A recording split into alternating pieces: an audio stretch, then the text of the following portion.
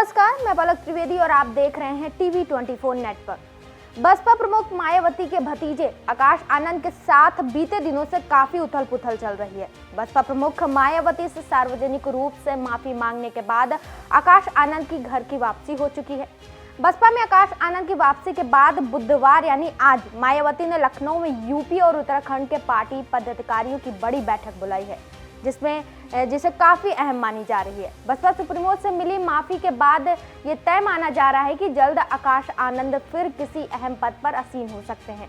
हालांकि इस बार आकाश की राह काफी कठिन होती नजर आ रही है। बता दें कि अंबेडकर जयंती से एक दिन पहले रविवार को आकाश आनंद ने सार्वजनिक रूप से बसपा प्रमुख मायावती से माफी मांगते हुए पार्टी में दोबारा से लेने की अपील की थी। साथ ही मायावती को अपना दिल से एकमात्र सियासी गुरु और आदर्श मानने और बसपा हित में कभी भी अपने रिश्ते नातों और खासकर अपने ससुराल वालों को कतई बाधा नहीं बनने देने की बात कही थी। आकाश आनंद ने कहा था कि मायावती के दिए गए दिशा निर्देश का ही पालन करूंगा और पार्टी के बड़े व पुराने लोगों की पूरी इज्जत करूंगा, उनके अनुभवों से काफी कुछ सीखूंगा। इस तरह माफी मांगने के 2.5 घंटे बाद ही मायावती ने आकाश आनंद को माफ करते हुए बसपा में वापसी का ऐलान कर दिया था। हालांकि बसपा प्रमुख मायावती ने इसका खुलासा नहीं किया है कि वो आकाश आनंद को क्या जिम्मेदारी देंगी। बसपा में आकाश आनंद की वापसी होने के बाद पहली बार मायावती ने पार्टी नेताओं की बैठक बुलाई है। यूपी और उत्तराखंड नेताओं के साथ मायावती ने बैठक में जरूरी दिशा निर्देश दे सकती हैं। पार्टी ने बताया कि बैठक में जमीनी स्तर की तैयारियों की समीक्षा और सौंपे गए पद संगठनात्मक कार्यों की प्रगति के आकलन और जनता के बीच पार्टी की उपस्थिति को मजबूत करने के लिए भविष्य की रणनीति तैयार करने पर सर्वाधिक ध्यान दिया जाएगा। इस दौरान मायावती पार्टी पदाधिकारियों की मौजूदगी में बैठक में आकाश आनंद को लेकर बड़ा फैसला ले सकती हैं।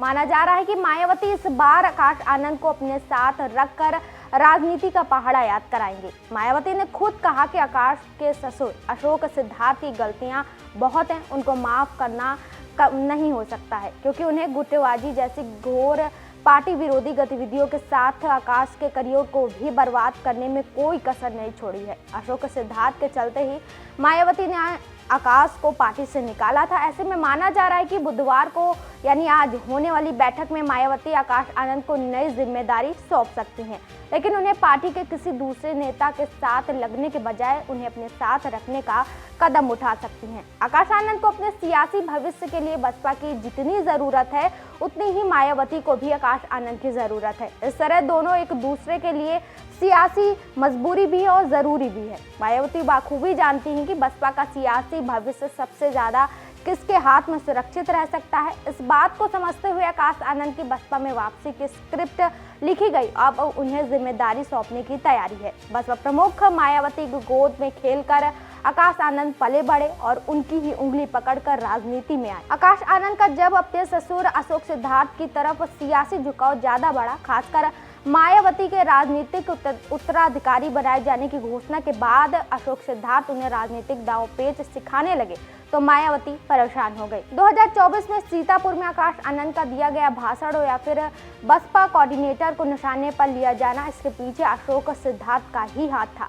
मायावती ने अब जब आकाश आनंद की वापसी कराई है तो उन्हें अपने ही मार्गदर्शन में रहकर राजनीति सिखाने का काम करेंगी। मायावती भी आकाश के हाथों में ही बसपा का भविष्य देख रही हैं। बसपा के युवा कैडरों को भी मायावती पर आकाश आनंद को वापस लाने का दबाव था। दलितों के बीच चंद्रशेखर आजाद तेजी से अपने सियासी पैर पसारते नजर आ रहे हैं, जिससे दलित युवाओं का झुकाव भी आजाद समाज पार्टी की तरफ तेजी से हो रहा है। चंद्रशेखर की नजर जहां यूपी पर है तो कांग्रेस और सपा भी दलितों के सहारे यूपी में अपनी राजनीतिक जमीन मजबूत करने में लगी हुई है। बसपा का उदय यूपी से ही हुआ और राजनीतिक बुलंदी भी यूपी में ही मिली। मायावती 4 बार यूपी के मुख्यमंत्री रहे, लेकिन 2012 के बाद से बसपा का सियासी ग्राफ लगातार कमजोर होता जा रहा है। बसपा को दलित वोट बैंक पूरी तरीके से खिसकता जा रहा है और मायावती का सजातीय जाटव समाज भी अब छिटक रहा है। ऐसे में दलित युवाओं को जोड़ने के लिए मायावती फिर से आकाश को पार्टी में लाई हैं।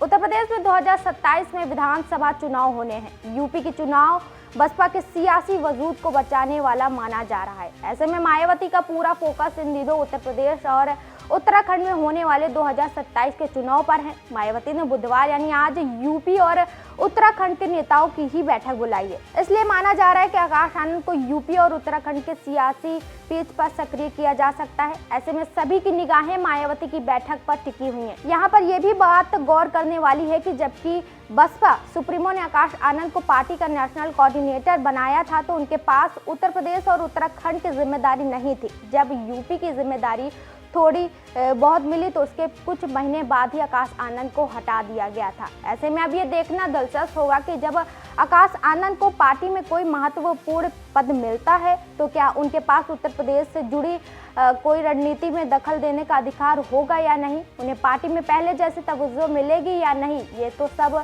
अब वक्त ही बताएगा। फिलहाल के लिए इतना ही। ऐसी ताज़ा जानकारी और खबरों के लिए हमारे साथ जुड़े रहिए और देखते रहिए TV24 नेटवर्क।